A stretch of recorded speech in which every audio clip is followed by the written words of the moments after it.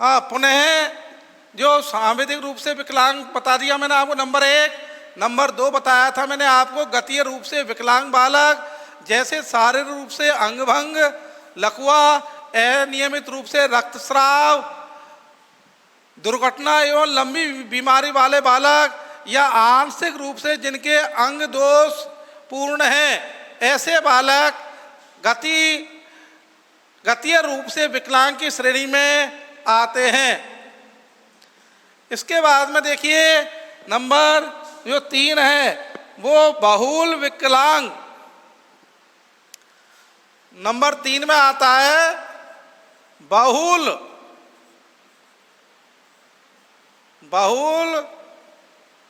विकलांग बालक।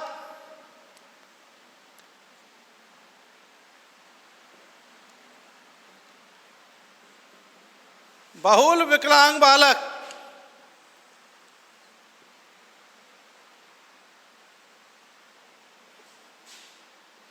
बहुल विकलांग बालक, इनमें इस श्रेणी में अंतर्गत वे बालक सम्मिलित किए जा सकते हैं जो एक अधिक शारीरिक निरोगता हो। ऐसे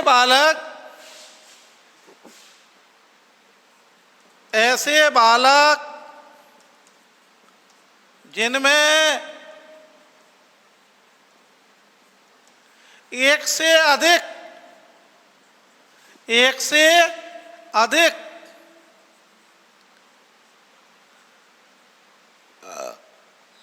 बीमारियां,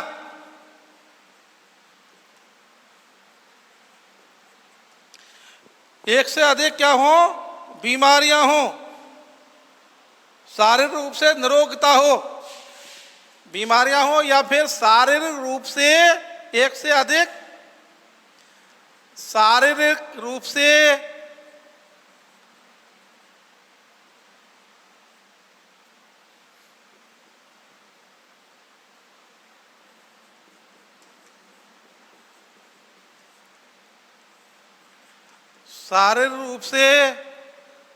निरोग हो।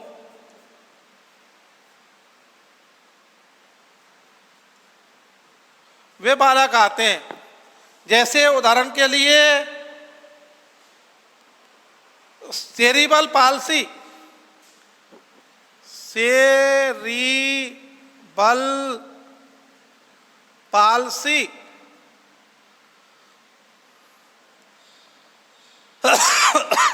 सेरिबल पाल्सी, इनको कई प्रकार की बीमारियां होती हैं, जैसे चक्कर आना, इनके दिमाग में कभी कभी किसी प्रकार की लकवा जैसी स्थिति हो जाना। इसके बाद में सेरिबल पाल्सी और मिर्गी वाले बालक, जिनको मिर्गी आ जाती हैं, ये इसी श्रेणी में आते हैं बहुल विकलांग बालक। जिन बालकों को मिर्गी आ जाना और बहुल पाल्सी, जिनको अधिक चक्कर आना, या उनको किसी प्रकार का मन नहीं लग रहा पढ़ने में, और जो मानसिक रूप से भी कमजोर होते हैं, ऐसे बालकों की ये श्रेणी में आते हैं। पुनः मैं आपको सांवेदिक रूप से विकलांग बालक, ये शारीरिक रूप से विकलांग बालकों के 3 उपवर्ग हैं। पहला उपवर्ग है सांवेदिक रूप से विकलांग बालक, जैसे जन्मांध, जन्म से ही अंधे होते हैं, कमजोर दृष्टि वाले, जिनको कम दिखाई देता है, स्पष्ट नहीं दिखाई देता है, जिनको दृष्टि दोष है, वो ऐसे बालक इसमें आते हैं। ऊंचा सुनने वाले बालक, जो कम सुनते हैं, जिनको स्पष्ट सुनाई नहीं देता है। इसके बाद में वे बालक आते हैं जिनको श्रवण दोष है, जो स्पष्ट नहीं सुन पाते हैं, जोर जोर से बोलने पर भी कम सुनाई देता है, उनको श्रवण दोष पाया जाता है, श्रवण शक्ति उनकी कमजोर होती है। इसी प्रकार से देरी से बोलने वाले बालक, आपने देखा कुछ बालक ऐसे होते हैं जो 7-8 वर्ष तक हो जाते हैं लेकिन वो बोल नहीं पाते हैं, नहीं तो वो गूंगे बहरे समझते हैं, लेकिन ये भी एक दोष पाया जाता है बालकों में, जो देरी से बोलने वाले बालक, और गूंगे बालक जो कितने बड़े हो जाते हैं, बालक क्या बड़े भी युवा भी हो जाते हैं, फिर भी वो नहीं बोल पाते हैं, गूंगे बालक। इसके बाद में नंबर 2 उपवर्ग है गति रूप से विकलांग बालक। गतीय रूप से विकलांग बालक जैसे शारीरिक रूप से अंगभंग हो, जिनके अंगभंग का मतलब है जिनके हाथ पैर ये टेढ़े बुकले हों, लकवा हो जिनके, ऐसे बालक जिनके क्या हो, लकवा मार गया हो, आधे शरीर में हाथ पैर रह गए हो, जिनके हाथ पैर केवल लटकते दिखाई देते हैं, वो लकवा की स्थिति है। वो चल नहीं पाते हैं, वो रगड़ रगड़ के चलते हैं, एक साथ बैठ नहीं, जिनकी हड्डियां और हाथ पैर बिल्कुल कमजोर हो जाते हैं, लकवा की स्थिति। इसके बाद अनियमित रूप से रक्तस्राव होता है जिनको, दुर्घटना एवं लंबी बीमारी वाले बालक, जो आंशिक रूप से जिनके अंग दोषपूर्ण पाए जाते हैं, ये गतीय रूप से विकलांग बालकों की श्रेणी में आते हैं। उसके बाद में तीसरा जो उपवर्ग है वो है बहुल विकलांग बालक। और बहुल विकलांग जो बालक हैं, ऐसे बालक जिनमें एक से अधिक शारीरिक रूप से निरोग होते हैं, रोगी होते हैं, निरोग नहीं रोगी होते हैं, शारीरिक रूप से रोगी होते हैं, जैसे सेरिब्रल पाल्सी। सेरिब्रल पाल्सी का मतलब जिनको अधिक बार बार में चक्कर आना, जी घबराना, या उनका किसी प्रकार से शारीरिक स्थिति उनकी कमजोर होती है, दुबले पतले एकदम बिल्कुल ऐसे होते हैं जैसे बिल्कुल लकवा जैसे, और मिर्गी आना, उनको क्या है आंतरिक बीमारियां होती है, दिखाई तो देती नहीं है, लेकिन उनको ऐसी स्थिति हो जाती है जैसे अचानक बेहोशी आ जाना, अचानक बेहोशी आ जाना, मिर्गी आ जाना। ऐसे बालक होते हैं जो बहुल विकलांग की श्रेणी में आते हैं। उनको एक रोग नहीं है, कई रोग हैं उनके शरीर में, उनके शरीर में एक रोग नहीं है, कई रोग पाए जाते हैं, जिनको बहुल विकलांग बालक की श्रेणी में आते हैं। ऐसे बालक जिनको मिर्गी वगैरह या जिनको सेरिब्रल पाल्सी, ऐसे बालक आते हैं। इसके बाद में अगला जो मेरा प्रकरण है वो है आपको विकलांगता की अवधारणा एवं परिभाषा। इसमें विकलांग जो बालक होते हैं उनकी परिभाषा, विकलांग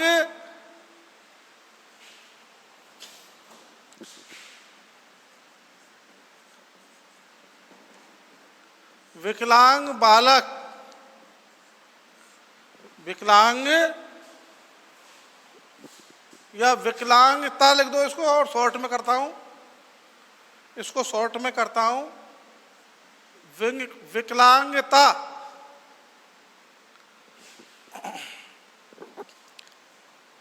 विकलांगता की अवधारणा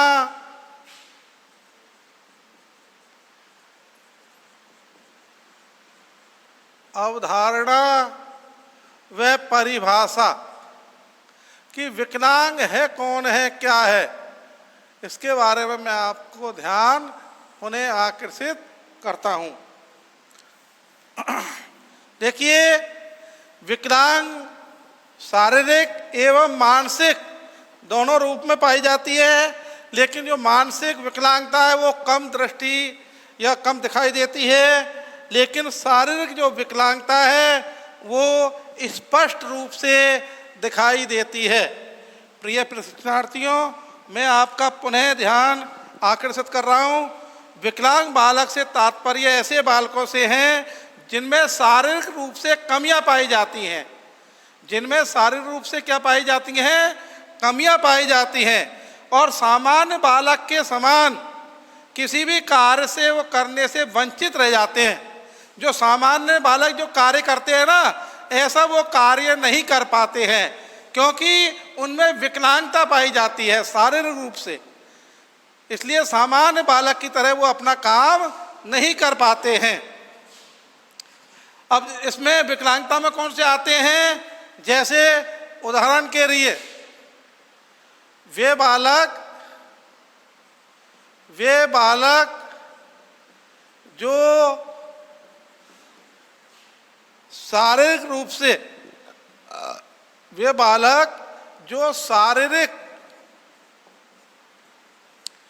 शारीरिक रूप से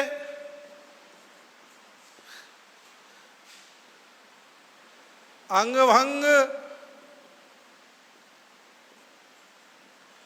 व बीमार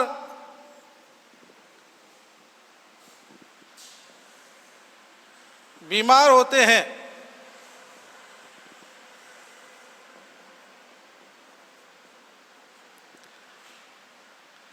और सामान्य बालक की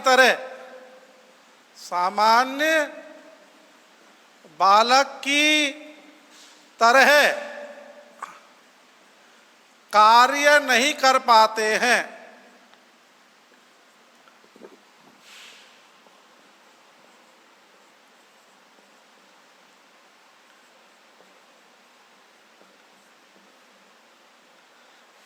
ये वे बालक होते हैं जो सामान्य उसमें काम नहीं कर पाते हैं, जैसे उदाहरण के लिए अंधे, लकवा, ऐसे बालक, गूंगे, बहरे,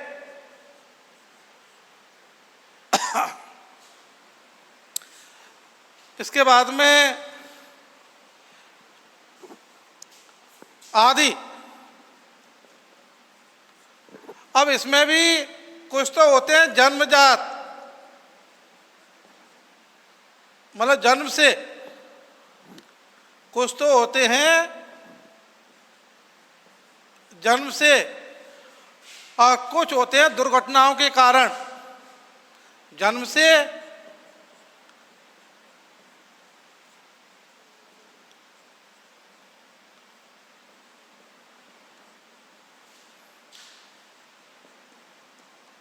देखिए, कई बालक तो ऐसे होते हैं जो जन्म से होते हैं, और कुछ विकलांग, और कुछ बालक या कुछ ऐसे होते हैं जिनकी दुर्घटनाएं हो जाती हैं।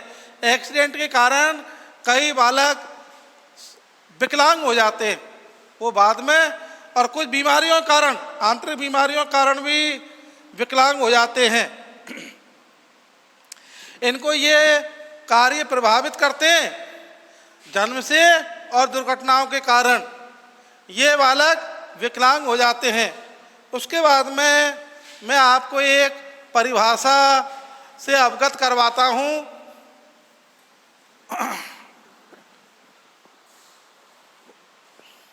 प्रिय प्रशिक्षणार्थियों, एक विद्वान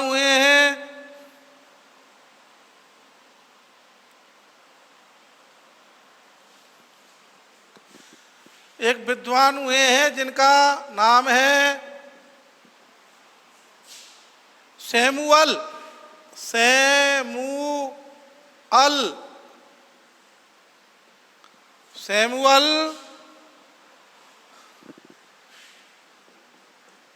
किर्क।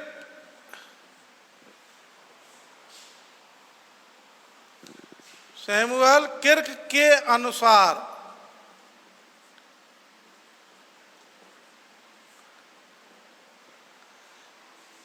ये विद्वान हुए हैं सैमुअल, वह बालक जो सामान्य बालकों से, वे बालक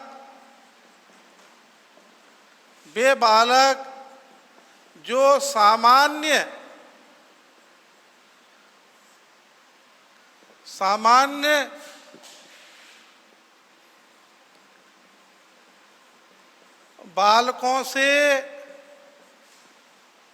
सामान्य बालकों से शारीरिक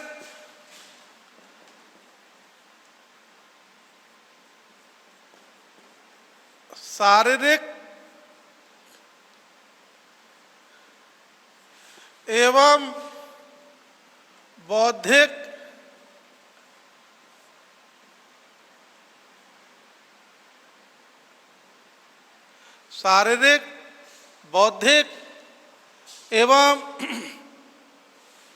सामाजिक,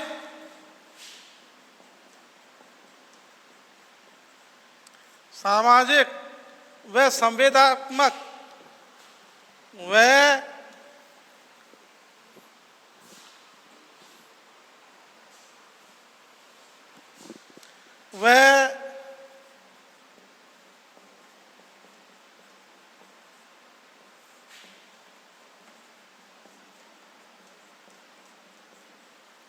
संवेगात्मक विशेषताओं से भिन्न होते हैं। संवेदात्मक विशेषताओं से भिन्न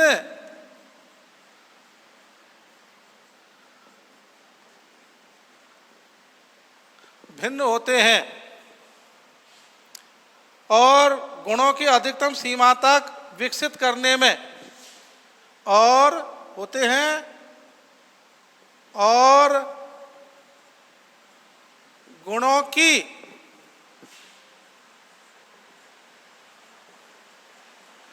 सीमा तक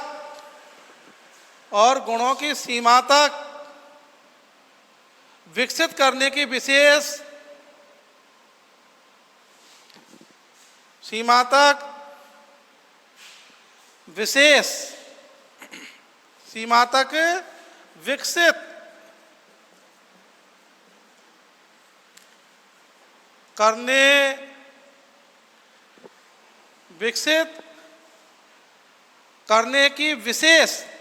करने की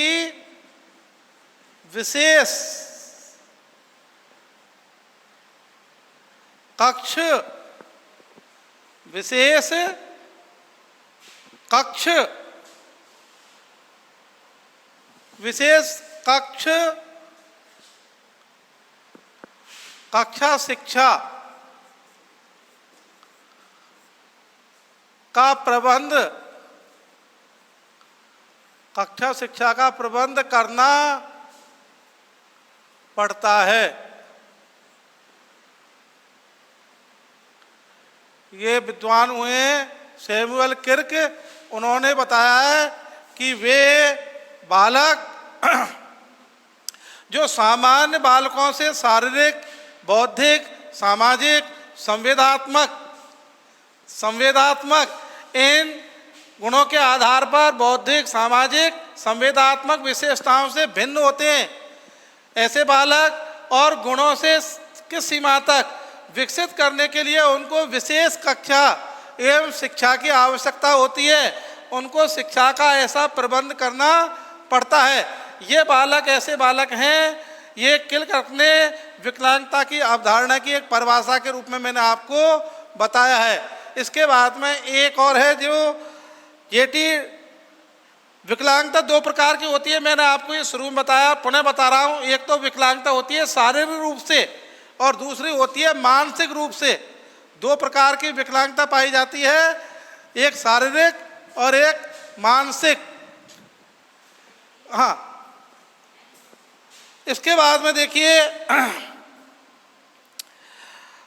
जेटी दंड के अनुसार एक विद्वान हुए हैं। अगली एक परिभाषा लिखता हूं।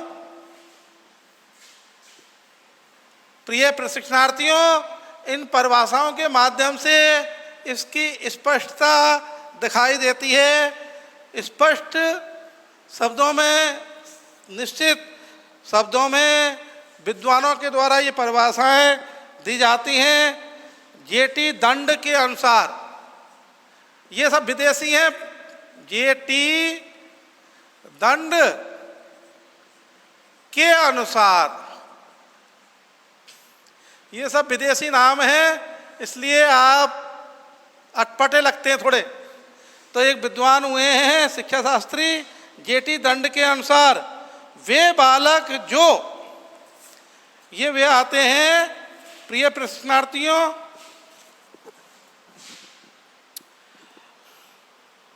वे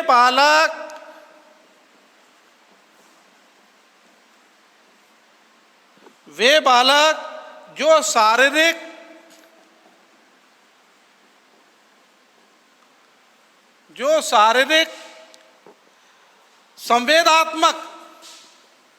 संवेगात्मक, शारीरिक संवेगात्मक,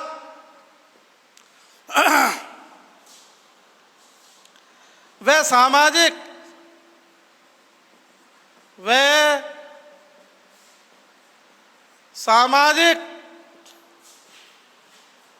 विशेषताओं,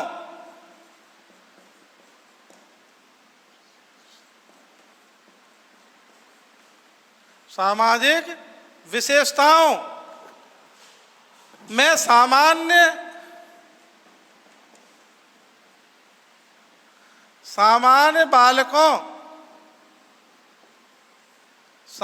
बालकों से इतने पृथक हैं, बालकों से इतने पृथक हैं या अलग हैं? पृथक हैं। इनकी क्षमताएं, इनकी क्षमताओं के अधिकतम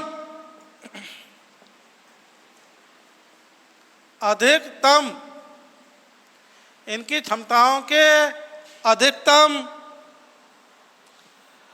विकास के लिए,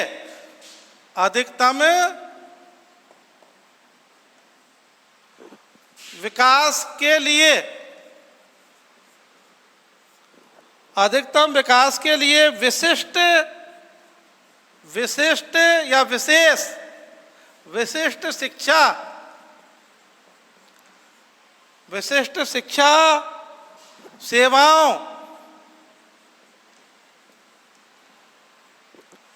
सेवाओं की आवश्यकता होती है। सेवाओं की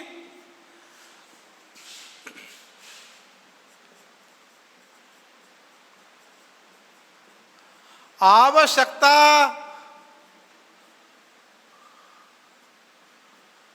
होती है।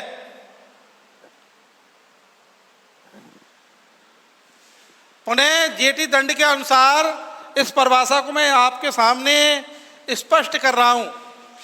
प्रशिक्षणार्थियों, जेटी दंड के अनुसार वे बालक जो शारीरिक संवेदनात्मक व सामाजिक विशेषताओं में सामान्य जो बालक होता है उससे इतने पृथक हैं, अलग हैं, उनकी क्षमताओं के अधिकतम विकास के लिए किनकी, जो ये बालक हैं शारीरिक रूप से, सामाजिक रूप से सामान्य बालकों से इतने पृथक हैं कि इनकी क्षमताओं के अधिकतम विकास के लिए विशिष्ट शिक्षा या विशेष शिक्षा की सेवाओं की आवश्यकताएं होती हैं। इनके लिए ये आवश्यक हैं। तो ये विकलांगता की मैंने आपको दो परिभाषाओं के माध्यम से आपको अवगत करवाया है। इसके बाद में मैं आपका ध्यान देखिए, विकलांगता भी दो प्रकार की होती है मुख्य रूप से। विकलांगता के दो प्रमुख प्रकार हैं।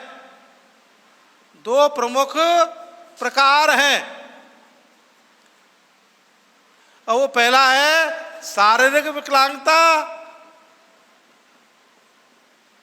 शारीरिक रूप से, और दूसरे सेकंड है मानसिक रूप से या बौद्धिक रूप से। ये दो प्रकार की जो विकलांगता है ये पाई जाती है और ये स्पष्ट रूप से दिखाई भी देती है। शारीरिक रूप से जो विकलांग है, जैसे बहरे हैं, लंगड़े हैं, गूंगे हैं, ये शारीरिक रूप से जो विकलांग बालक हैं वो स्पष्ट दिखाई देते हैं। जैसे लकवाग्रस्त हैं या दुर्घटनाग्रस्त हैं, ऐसे जो बालक हैं वो शारीरिक रूप से स्पष्ट दिखाई देते हैं। आपने देखा होगा बहुत से बालक ऐसे हैं जो दिखाई नहीं देते, बहुत अच्छे उन्होंने अपने आप को संवार रखा है, लेकिन जब बोलते हैं तो उनकी बोली भी स्पष्ट सुनाई नहीं देती है, क्योंकि स्पष्ट नहीं बोलते, हकलाते हैं, तुतलाते हैं या गूंगे हैं। कई बार आपने ऐसे बालकों को भी देखा होगा जो देखने में तो बड़े सुंदर लगते हैं, लेकिन जब वो बोलते हैं तो उनके गुणों का बखान होता है कि ये बालक कैसा है, इसमें कौन कौन से दोष हैं। ऐसे बालकों के दोष, क्योंकि शारीरिक जो विकलांगता वो तो दिखाई देती है। उदाहरण के लिए लकवाग्रस्त बालक है, वो स्पष्ट दिखाई देता है कि बेचारा उस पर दया के पात्र होता है, हर कोई उस पर दया करता है, समाज में उसको दया का पात्र होता है। देखते हैं कि अरे बेचारा ये विकलांग बालक है, इसकी सहायता कीजिए। लेकिन आपने कई बालक ऐसे देखे होंगे जो अपने आप में बिल्कुल पहन करके सुंदरता दिखाई देती है बाहरी, लेकिन जैसे वो बालक बोलता है तो उसके गुणों का बखान हो जाता है। अरे ये तो गूंगा है, अरे ये तो तुतलाता हकलाता है, ये तो ऐसा बालक है जो स्पष्ट दिखाई नहीं देती। कई की मानसिक जो स्थिति है, बौद्धिक विकलांगता भी पाई जाती है। उसको कई प्रकार से समझाओ, कितना भी समझाओ, लेकिन वो समझ नहीं पाता है और वो अपने आप में हीन भावना महसूस करता है। मानसिक विकलांगता का मतलब है उसकी बुद्धि लब्धि बहुत कम होती है। उसकी जो बुद्धि लब्धि है, सोचने समझने की याददाश्ती, वो भी कम होती है। सीधापन नहीं, सीधापन तो एक अलग चीज़ है, लेकिन जो उसकी बुद्धि लब्धि है वो बहुत ही कम, उसको बार बार रटाया जाता है, लेकिन वो बालक रट नहीं पाता है। बार बार गुरुजी के द्वारा उसको सिखाया जाता है, लेकिन वो बालक समय पर नहीं सीख पाता है, क्योंकि उसकी बुद्धि लब्धि कम है, उसकी मानसिक विकलांगता है। ये समझिए आप, शारीरिक विकलांगता तो दिखाई देती है, लेकिन बौद्धिक और मानसिक जो विकलांगता है वो स्पष्ट दिखाई नहीं देती। इसलिए प्रशिक्षणार्थियों, विकलांगता की जो अवधारणा है वो यही है कि बालकों में विकलांगता पाई जाती है, और वो विकलांगता के दो कारण हैं। पहला कारण है जन्मजात और दूसरा कारण है दुर्घटनाग्रस्त। ये विकलांगता किस प्रकार से आती है? एक तो जन्म से ही आती है और एक दुर्घटना। धन्यवाद। हेलो, आज प्रिय प्रशिक्षणार्थियों, BSc BEd, BA BEd, 4th year integrated Nirmal TT college के ऑनलाइन क्लासेज में मैं केपी शर्मा आपका मोस्ट वेलकम करता हूं, स्वागत करता हूं। मेरा द्वितीय प्रश्न पत्र समावेशी विद्यालय बनाना, मेरा जो द्वितीय प्रश्न पत्र है समावेशी विद्यालय बनाना प्रकरण के अंतर्गत मैं आपको शारीरिक रूप से विकलांग बालकों के 3 उपवर्गों के बारे में अवगत करवा रहा हूं। वे 3 उपवर्ग कौन कौन से हैं? जिनमें नंबर 1 आता है, पहला उपवर्ग, जिसको कहते हैं सांवेदिक रूप से विकलांग बालक। अब सांवेदिक रूप से जो विकलांग बालक है वो कौन कौन से हैं? जैसे उदाहरण के लिए जन्मांध, वे बालक जो जन्म से ही अंधे हैं, एज ए सूरदास। जन्मांध जो बालक हैं वो सांवेदिक रूप से जो विकलांग बालक हैं उस श्रेणी के अंतर्गत आते हैं। इसी प्रकार से कमजोर दृष्टि वाले बालक ये हैं जिनको स्पष्ट रूप से दिखाई नहीं देता है, और वे दृष्टि जिनकी कमजोर है। आपने देखा होगा छोटे छोटे 5-6 वर्ष के बालकों के बहुत मोटे मोटे चश्मे लगे रहते हैं, ग्लास। उनका कारण क्या है कि उनको दृष्टि दोष है। उनको क्या है? दृष्टि दोष है, उनकी दृष्टि स्पष्ट नहीं है। प्रशिक्षणार्थियों, सांवेदिक रूप से जो विकलांग बालक हैं उसमें जन्मांध आ गए, कमजोर दृष्टि वाले आ गए, उसके बाद में बहरे बालक हैं वो भी इसी श्रेणी में आते हैं। और बहरे के अलावा वे बालक जिनको कम सुनाई देता है, वे बालक जिनको ऊंचा सुनाई देता है, ऊंचा सुनने वाले, कम सुनने वाले, ये भी इसी श्रेणी में आते हैं। इसके बाद में ऐसे बालक भी हैं जिनको श्रवण दोष है, कभी सुन लेते हैं और कभी स्पष्ट नहीं सुन पाते हैं। आपने देखा होगा अपने बुजुर्ग हैं, कई ऐसे बालक हैं विकलांग जिनको कई बार बोलोगे, ऊंचे बोलोगे, उच्च स्वर में बोलोगे तो वो एक बार सुनेंगे। अर्थात ऊंचे सुनने वाले बालक, श्रवण दोष, और देरी से बोलने वाले बालक, हकलाने वाले बालक, गूंगे बालक, वो भी इसी संवेदिक, इसी श्रेणी में आते हैं। सांवेदिक रूप से विकलांग श्रेणी में ही ऐसे बालक आते हैं। प्रशिक्षणार्थियों, इसके बाद में गति रूप से विकलांग बालक। नंबर 2 बता रहा हूं आपको, इसमें वे बालक आते हैं जिनमें गतीय रूप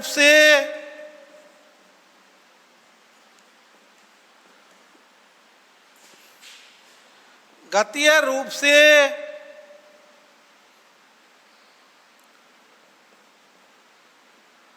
विकलांग बालक।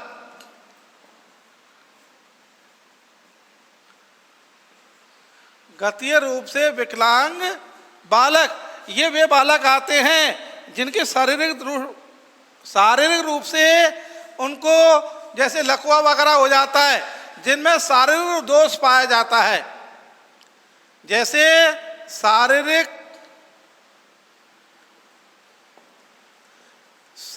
रूप से अंग भंग, वे बालक लकवा, जिनको अंग भंग हो जाता है, लकवा हो जाता है, अनियमित रूप से रक्तस्राव होता है, अनियमित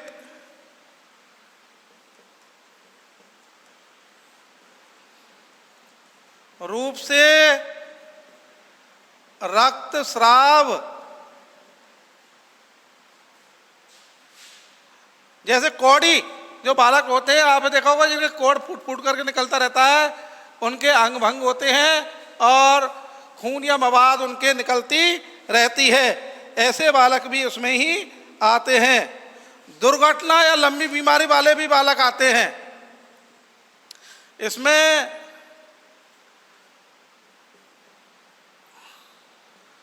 दुर्घटना एवं लंबी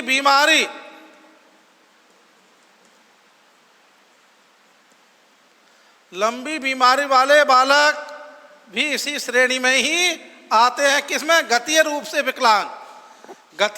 विकलांग है, इसमें आते हैं। या लंबी बीमारी वाले बालक या आंशिक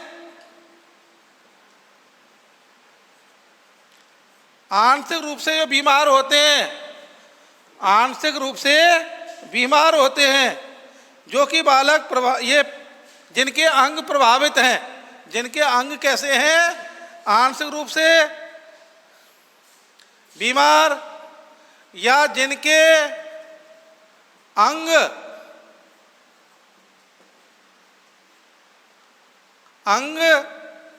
दोष प्रभावित हैं, दोषपूर्ण हैं, ऐसे बालक भी गति रूप से विकलांग बालकों की श्रेणी में ही आते हैं।